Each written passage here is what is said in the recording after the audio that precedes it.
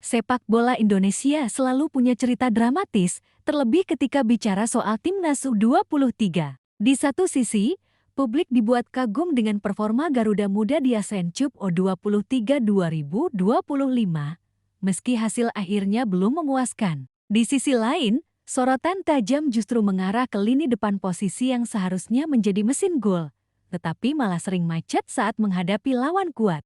Statistik tidak bisa berbohong, dari 10 gol yang dicetak Indonesia di turnamen tersebut, 8 lahir saat menghadapi Brunei, tim terlemah di grup. Ketika melawan Filipina, Malaysia, Thailand, dan Vietnam, Garuda Muda hanya sanggup membuat 2 gol, bahkan salah satunya melalui bunuh diri lawan. Fakta ini menegaskan bahwa sektor penyerang masih jadi pekerjaan rumah terbesar. Untuk mengatasi masalah itu, pelatih Gerald Van den Broek memutuskan memanggil kembali Rafael Struijk, penyerang naturalisasi yang sebelumnya memperkuat timnas senior. Harapannya sederhana, memberi warna baru dan menularkan pengalaman kepada generasi muda, khususnya Jens Raven, striker belia yang sedang naik daun. Namun, ironi muncul. Baik Raven maupun Struijk justru belum bersinar di Super League 2025/26. Minim menit bermain dan produktivitas mandul di klub membuat keduanya datang ke timnas dengan tanda tanya besar. Cekwaktat akan membedah 3 hal penting, potret masalah serangan di ASEAN Cup U23 ke 2025, profil Jens Raven dan Rafael Struijk serta dilema menit bermain mereka. Strategi Van den Broek dan peluang Garuda Muda di kualifikasi Piala Asia U23 ke 2026. ASEAN Cup U23 2025 memberi gambaran jelas soal kelemahan Garuda Muda. Tim mencetak total 10 gol, tetapi 8 diantaranya ke gawang Brunei lawan yang jauh berada di bawah level Indonesia. Artinya, ketika menghadapi lawan yang lebih seimbang atau lebih kuat, produktivitas serangan menurun drastis. Melawan Malaysia, Thailand, Vietnam, hingga semifinal, Indonesia kesulitan menembus pertahanan lawan. Bahkan, peluang yang tercipta seringkali tidak berbuah gol karena finishing yang buruk. Jika diteliti, gol-gol Indonesia di turnamen tersebut banyak lahir dari kesalahan lawan atau momen individu, bukan hasil skema terstruktur. Hal ini membuat tim seolah bergantung pada keberuntungan ketimbang sistem permainan. Penyakit lama sepak bola Indonesia kembali muncul. Striker murni sulit mencetak gol melawan lawan tangguh. Jens Raven memang jadi top skor dengan 8 gol.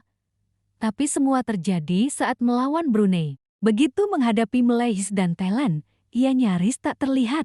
Hal ini menandakan ada masalah mental dan adaptasi ketika menghadapi pertahanan rapat dan fisik kuat. Gerald Van den Broek, pelatih asal Belanda, menyadari masalah ini. Dalam evaluasinya, ia menekankan pentingnya variasi serangan dan tambahan amunisi di lini depan. Maka, keputusannya memanggil Rafael Struijk bukan sekadar nostalgia, melainkan kebutuhan mendesak. Media dan supporter juga tidak tinggal diam. Kritik ramai bermunculan di sosial media, menyoroti ketergantungan pada Raven yang belum terbukti tajam melawan tim kuat. Narasi Garuda Muda butuh striker kelas atas semakin keras terdengar. Kesimpulannya, ASEAN Cup 2025 membuka mata. Sektor serangan masih jadi titik lemah utama tim. Jika tidak segera dibenahi, kualifikasi Piala Asia U23 2026 akan jadi mimpi buruk. Lahir dan besar di Belanda, Raven memilih membela Indonesia. Publik menyambutnya sebagai penyerang masa depan. Perawakannya tinggi, gaya mainnya khas Eropa, dan insting golnya terlihat saat memborong 8 gol di AFF U23. Namun, masalah muncul di klub. Bersama Bali United, ia hanya mendapat 43 menit bermain dalam 3 pekan pertama Super League 2025/26. Minimnya menit bermain membuatnya kesulitan menjaga ritme dan kepercayaan diri.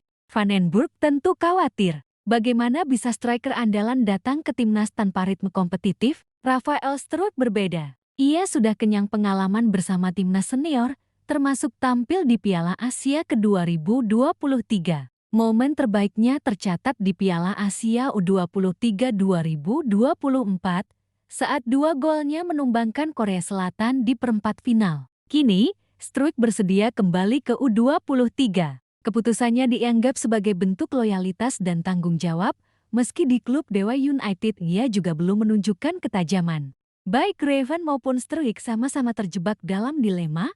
Raven butuh jam terbang reguler, tapi kalah bersaing di Bali United. Struijk bermain rutin, tapi kontribusi golnya masih minim. Keduanya membawa sentuhan Belanda dalam hal teknik dan mentalitas, tetapi datang ke timnas dengan kondisi kurang ideal. Meski demikian, publik tetap menaruh harapan besar pada duet Raven-Struijk. Ada keyakinan bahwa kombinasi Raven yang muda dan Struijk yang lebih berpengalaman bisa saling melengkapi.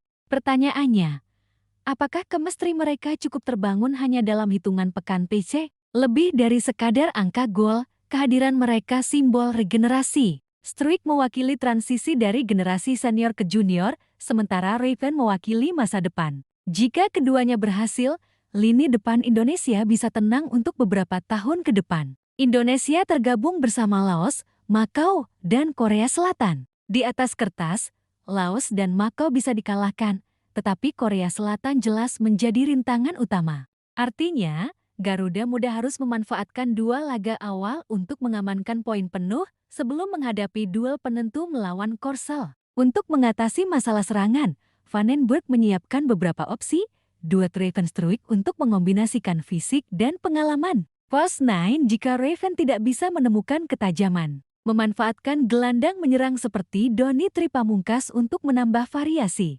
Vandenberg juga menekankan pentingnya high pressing dan transisi cepat. Dengan cara ini, peluang bisa diciptakan lebih banyak tanpa selalu mengandalkan striker murni. Jika menang atas Laos dan Makau tambah draw lawan Korsel, peluang lolos sebagai juara grup sangat terbuka. Jika kalah lawan Korsel, harus memastikan diri sebagai runner-up terbaik dengan selisih gol besar. Artinya, efektivitas serangan melawan Laos dan Makau akan sangat menentukan, karena selisih gol bisa jadi penentu nasib. Vandenberg berada dalam tekanan besar. Publik berharap Garuda Muda bisa mengulang sukses 2024 semifinal, tetapi kondisi striker membuat segalanya rumit. Ia harus mencari keseimbangan antara hasil jangka pendek dan pembangunan jangka panjang. Apapun hasil kualifikasi nanti, satu hal jelas, Indonesia butuh solusi permanen untuk masalah striker. Investasi pada pembinaan penyerang lokal harus ditingkatkan, bukan hanya mengandalkan pemain keturunan. Jika Raven dan Struijk bisa bangkit, mereka akan menjadi pondasi penting. Namun jika tidak, Indonesia kembali ke titik lama, krisis striker tajam. Kisah lini depan Timnas U23 Indonesia jelang kualifikasi Piala Asia 2026 adalah cerita tentang harapan dan kerentanan. Jens Raven dan Rafael Struijk membawa sentuhan Belanda yang memberi optimisme, tetapi minimnya kontribusi di Super League menjadi alarm bahaya. Gerald Vandenberg kini berada di persimpangan. Ia bisa saja memaksakan formasi tradisional dengan striker murni, atau memilih cara alternatif dengan memaksimalkan lini kedua. Apapun pilihannya, publik akan menilai berdasarkan hasil. Namun, Checkfaktat melihat isu ini dari perspektif lebih luas. Persoalan striker bukan hanya soal Raven atau Struijk, melainkan soal sistem sepak bola Indonesia secara keseluruhan. Tanpa pembinaan berjenjang yang konsisten, masalah ini akan terus berulang. Pada akhirnya, semua kembali ke lapangan. Jika Raven bisa menemukan ketajamannya dan Struijk kembali ke performa terbaik, Garuda Muda berpeluang besar lolos. Jika tidak, kualifikasi ini bisa menjadi pengingat pahit bahwa talenta saja tidak cukup tanpa fondasi yang kokoh. Pertanyaannya kini, apakah lini depan Garuda Muda siap menulis kisah baru atau kembali terjebak dalam drama lama?